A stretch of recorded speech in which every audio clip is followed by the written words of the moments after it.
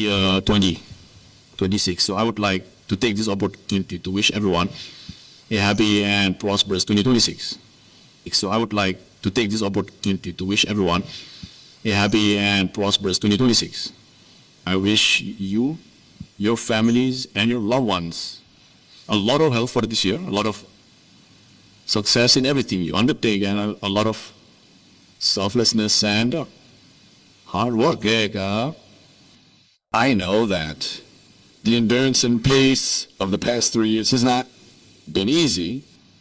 You have learned to work under pressure. Things will stay tough, so hold on, buckle up now. I like to caricature with members of the government that in 2026, it is like an airplane that has reached the end of its runway. We are going to put full throttle to reach what pilots call V1 by the end of the year, which means that there will be even more pressure in 2026, so hold on tight and fasten your seatbelts. I would also like to congratulate you on everything that has been achieved in 2025, but especially during these 3 years. I think the results speak for themselves, and we must look back and arm ourselves with courage for what we must do in the future. Everything we have had to achieve, I think we owe it to the valiant people who understood our message, who understood the meaning of the revolution, because without them, the means made available to everyone to achieve this would not have been possible. The very essence of the revolution is to work for the people. And I think there are many examples.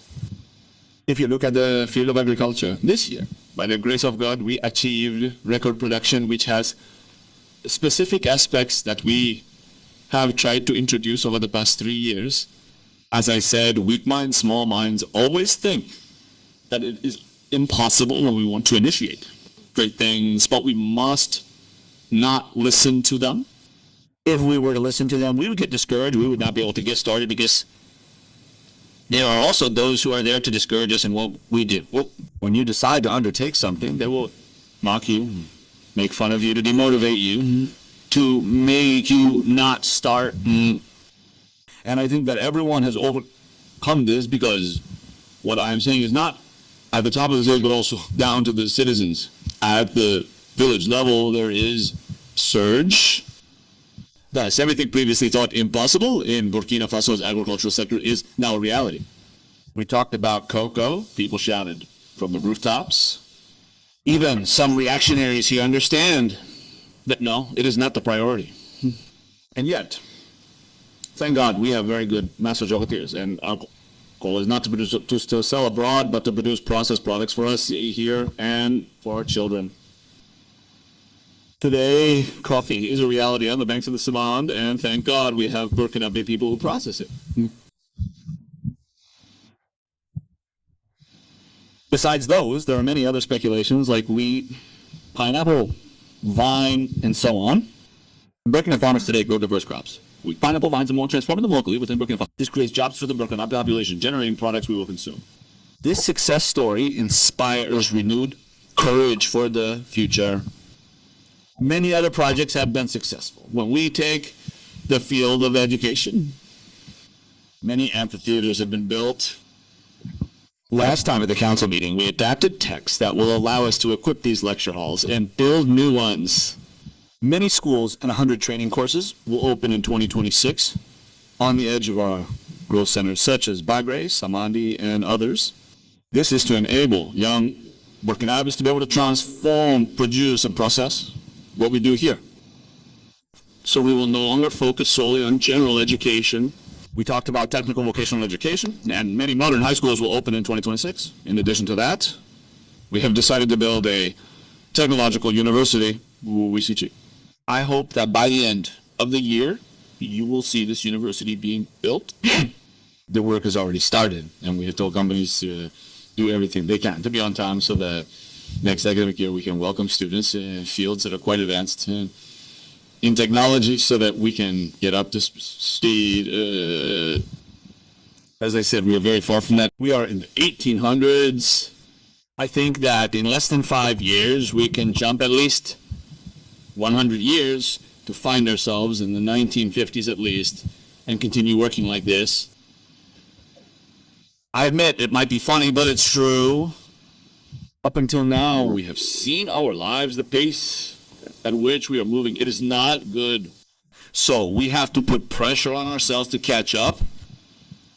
So make sure that in a few years, we are in 1950, and then we put even more pressure on ourselves to reach the 2000s and hope to catch up with the others.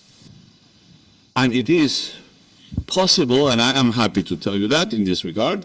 We are in the process of setting up a laboratory, and today, in Burkina Faso, for example, for researchers, we have a lot of equipment there. We will allow them to conduct research on site and without being mistaken. I can say that we have currently installed a scanning electron microscope, here the most recent and modern that can exist in Africa. So it is here in Burkina Faso, it is functional, and researchers will start to do everything they need to do here instead of going abroad to do it again. And this will encourage other people to research and discover. This means there are many areas that we have not forgotten, including health, everything we are doing, including community health centers that are being built, and that will be equipped. It is also part of water, so measures taken during the last council. So all this is to your credit. It is the credit of the entire administration, and it is with the support and backing of our valiant people that we are able to achieve it. The Faso Merbo Initiative has now become an agency. So when we started the highway, some people had doubts because it's a project that has been around for over a decade. Of course, we found the project, and when we tried to understand the project itself, it was a 2-lane highway. And the companies, mostly foreign, that had made proposals, the cheapest were, I think, 32 billion to do X number of lanes. And so they offered us financing to be able to do it in 10 years for the shortest possible time. We have to be aware that we are condemning generations who have not even been born yet to 50 or 60-year loans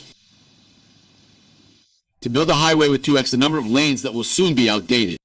When we wanted to know if it was 4x the number of lanes, some even made fun of us. Some entrepreneurs don't believe it. In a country like this, 4 times 2 is unreasonable.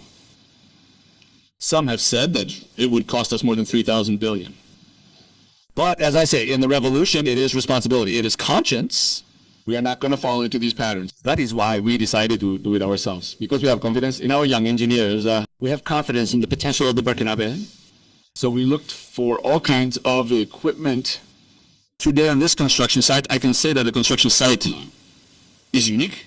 In Africa, there is no other highway construction site like this that mobilizes so many people, so much equipment. There is none. There are more than 100 bulldozers on this site for cleaning work, and I have not seen anything like it. I gave myself 2 months for them to finish the work, and I think they have kept their promise. We are 40 days away. They have already done more than 70% of the cleaning, and by February 15, God willing, they will have finished. Which means that the pace is also different in Africa, and we will finish. It is a challenge. We will finish in a time that no one will believe, because we already have everything at our disposal. All the machines, everything needed is there. All we have left to pay for is the fuel and the bitumen. Everything needed is there.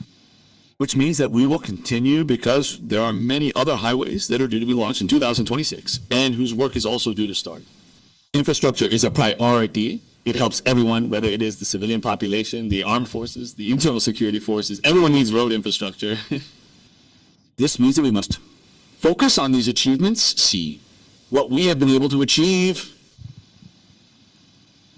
and plan for the future. It's like I said, keep up the pressure. And I think that by 2026, there are so many major projects that need to start, and you have to stay on course so that we can succeed in our challenge. People will continue to demotivate us. The imperialists never run out of tricks up their sleeves. They will continue to communicate, to tarnish our image, to demotivate us. Don't listen to them. There are also those individuals who are armchair slaves who can never change. As I said, it's like a curse that follows them. Show them the sun in broad daylight and they will tell you it's night. So it's a curse, and they will continue to discourage you to talk. But the most important thing is what you do. The reality is there. That's the most important thing. While they are making fun of us, we are creating factories, infrastructure, jobs, production, and we feel good.